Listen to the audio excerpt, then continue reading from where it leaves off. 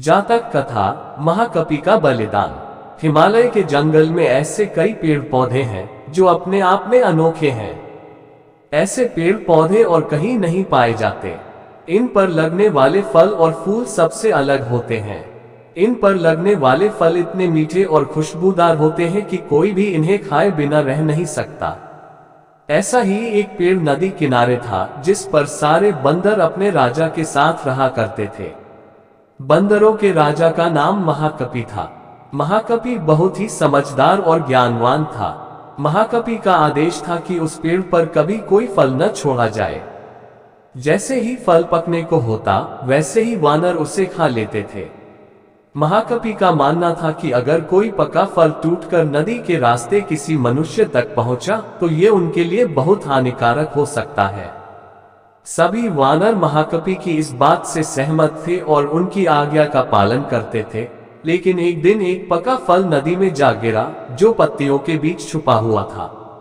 वह फल नदी में बहकर एक जगह पहुंच गया जहां एक राजा अपनी रानियों के साथ घूम रहा था। फल की खुशबू इतनी अच्छी थी कि आनंदित होकर रानियों ने अपनी आंखें बंद कर ली। राजा भी इस खुशबू पर मोहित हो गया। राजा ने अपने आसपास निहारा तो उसे नदी में बहता हुआ फल दिखाई दिया। राजा ने उसे उठाकर अपने सिपाहियों को दिया और कहा कि कोई इसे खाकर देखे कि यह फल कैसा है। एक सिपाही ने उस फल को खाया और कहा कि यह तो बहुत मीठा है। इसके बाद राजा ने भी उस फल को खाया और आनंदित हो उठा। उसने अपने सिपाहियों को उस पेड़ को खोज निकालने का आदेश दिया जहां से ये फल आया था। काफी मेहनत के बाद राजा के सिपाहियों ने पेड़ को खोज निकाला। उन्हें नदी किनारे वो सुंदर पेड़ नजर आ गया। उस पर बहुत सारे वानर बैठे हुए थे। सिपाहियों को ये बात पसंद नहीं आई और उन्होंने वानरों को एक एक करके मारना शुरू कर दिया।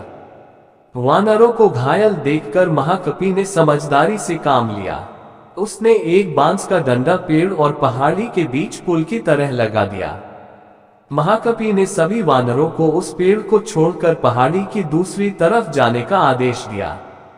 वानरों ने महाकपि की आज्ञा का पालन किया और वो सभी बांस के सहारे पहाड़ी के दूसरी ओर पहुंच गए। लेकिन इस दौरान डरे सहमे बंदरों ने महाकपि को बुरी तरह से कुचल दिया।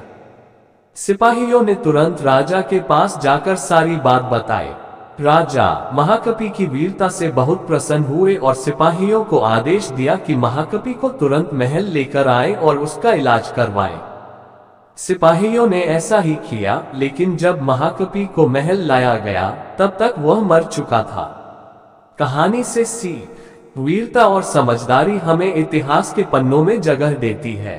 साथ ही इस कहानी से ये भी सीख मिलती है कि हर मुश्किल घड़ी में समझदारी से काम लेना चाहिए।